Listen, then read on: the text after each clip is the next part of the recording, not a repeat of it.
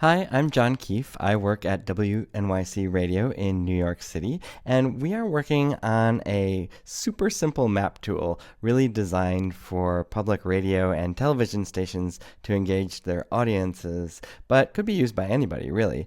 And as part of the design process, we're actually mocking up this tool and getting your feedback. So here goes.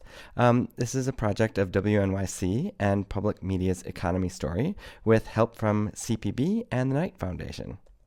So the idea is that you're sitting around at your radio or television station and you've got an idea.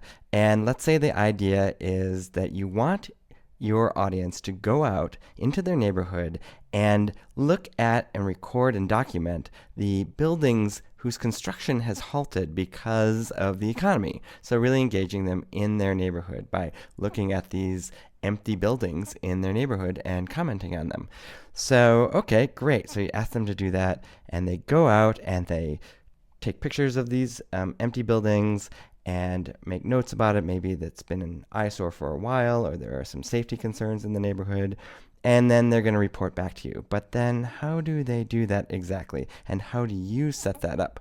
Well, there are a lot of ways that this could happen. You could set up a Google map, and there are Google Forms and WordPress plugins, but those actually take a lot of time, especially if you're just trying to crank out the next show or story. And so we want to try to make it really, really easy for you to use those tools. And so our idea is this, that you would actually go to a little web form and fill out your radio station or television station call letters, enter the name of the project, empty buildings in this case, and then the name of somebody at the station who would be the contact person and where information would go. All right, so that's taken care of. And with that, you would get three things. The first thing is a bunch of code, actually, and a little piece of embed code that you would put on your own website to generate a widget. And so this is the first item that you get, and it's really the submission widget for the audience to report their findings. So in the top box, you have a place for text and comments and a description. You can, the users can then click on the camera there and add a photograph, even add audio using their phone, either their desk phone or their home phone or their cell phone. And then below that, the very familiar navigation for Google Maps, where you would put in an address, or they would put in the address and get the point and confirm that that's the point on the map that they're talking about, the location, the address, and then their contact information with an email address at the bottom. Okay, so that's the first thing, and that goes on the Story website or even your homepage.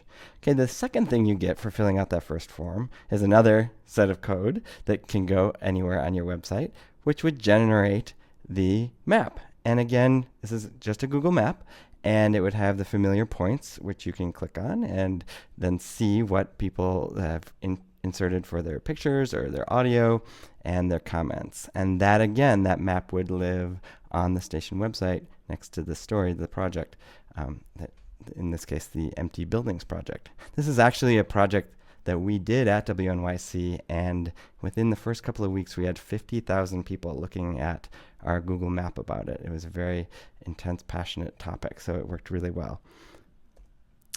The third thing you get for filling out that first form is a little dashboard, and the dashboard really allows the station to see all the comments, see all the pictures, and also hear all the audio.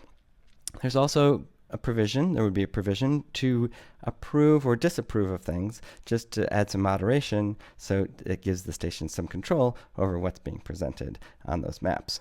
But the other thing that this dashboard does is it provides this resource for the host of the show or the story to use on the air. In fact, you'd be able to use it to even play audio out of it that people had submitted. And in this way, the host can encourage the conversation, move it forward.